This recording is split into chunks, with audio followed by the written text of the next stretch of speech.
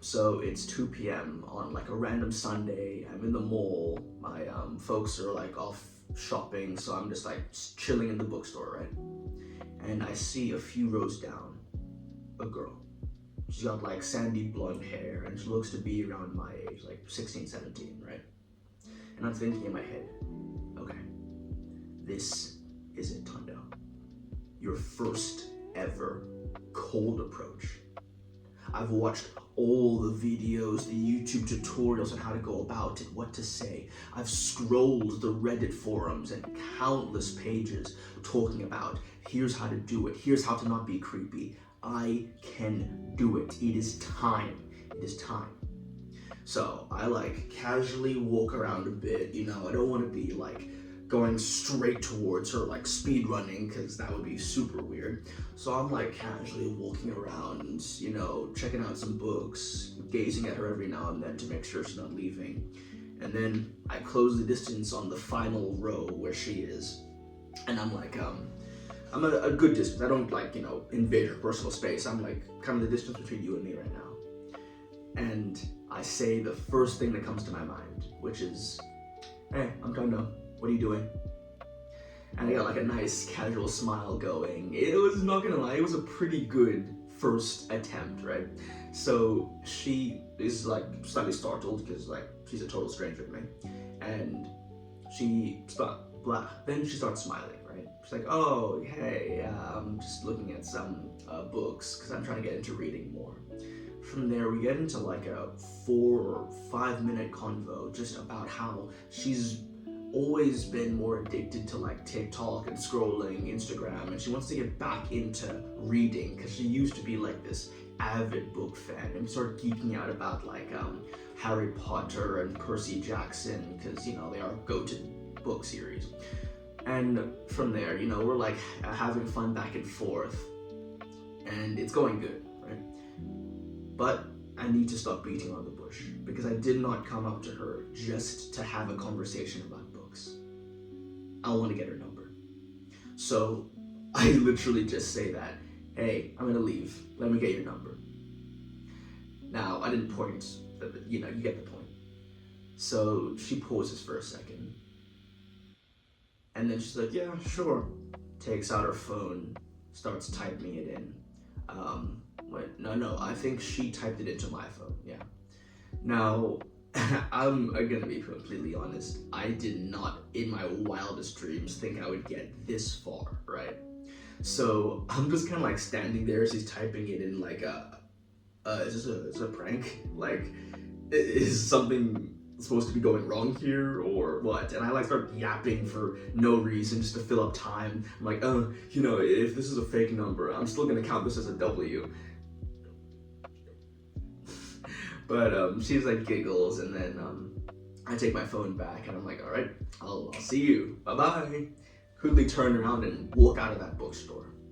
Now, dude, I cannot describe to you how proud I felt that my first ever cold approach actually went that well, right? Like I basically was skipping in this mall full of, you know, old adults, and this like 17 or 16-year-old boy is just like skipping, dancing around like he's just won Christmas or something. So I get back to the shop, whatever. I can't even remember what the rest of the day was. That was like the main point of it. So I message her like a few hours later with just the most generic thing I could find. It was like, hey, you find any good books yet? Don't get a response back for like 2-3 hours with a simple, haha, yeah. Okay, pretty bad, but you know what, we keep going, right? What was a book that you liked? No response back. 1 hour, 2 hours, 3 hours, 4 hours, 5 hours. Now it's the, I'm at karate in my dojo. I show my friend about this, like, hey, dude, I like messaged this girl, right? And this is the message that she sent to me. No, sorry, this is the,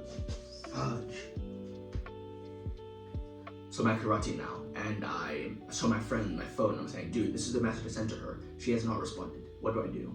And he's like, dude, you're cooked. Like this guy, he'd been around the block a few times and he could just tell there was zero interest that this girl had in me. But I was still holding out hope, right? So I'm like, okay, I should try messaging her again. And I double texted her. Still nothing. And I go to my school the next day and I'm like showing my friends about this. And like I'm half proud that I actually did this because like all my friends are way too scared to do anything like this. But at the same time, now they were clowning on me for getting ghosted. And like the last message I sent to her was so desperate. It was just something so embarrassing. And overall, I ended up just, the last thing I ever sent to her before I blocked her number was just, sorry, I've been acting like an NPC. And then I sent her a photo of a knockoff Kung Fu Panda toy that I saw once and took a photo of. And then, yeah, that was it. That was the end of the bookstore girl. So what I learned from this is really, it was actually pretty awesome. Like, of course, getting ghosted isn't fun. Nobody would agree with that.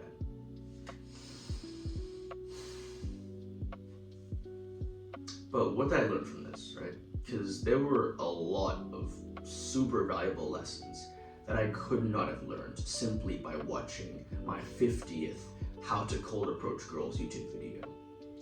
For one, I survived. I went straight up to a girl that I thought was pretty, talked to her, got her number, and got ghosted, and yet nothing bad has happened to me from there.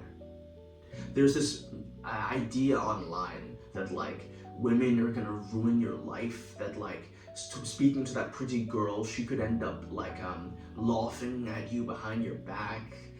But it's like, bro, why are you assuming the worst case scenario? Why? Because most times out of 10, women are just normal people. They're not going to do anything that a guy wouldn't do if you were to speak to him, right? Maybe this is just me being naive, but because I cold approached way more girls since then, and there's never been a time where a girl was rude to me, a girl was upset with me for speaking to her. And you could say, oh, well, maybe one or two of them was laughing behind your back, but maybe they weren't. We'll never know. So why not assume the best case scenario? Why not assume that they had good intentions? So this is why I really do recommend that guys cold approach more girls. Because as much as the internet will paint it as this dangerous, degenerate thing, it's not. It's just speaking to your fellow man.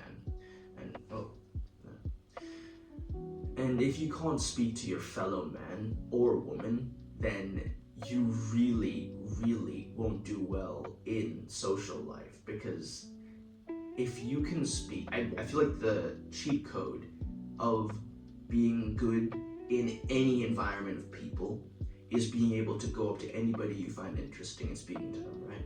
And the way that you practice that, the way that you get better at that, is by cold approaching. That is literally it. You're speaking to somebody that you don't know because you think that they're interesting or attractive or whatever. So really, it benefits you way more to cold approach than not to. Because the cons of like somebody recording you, screaming in your face, are so minuscule. Like, tell me in the comments if you've actually experienced this, because I don't know anybody who's actually, personally in my life, who's actually experienced that. So yeah, that's why cold approaching, pretty dope. Anyway, thanks for listening, and I'll catch you later.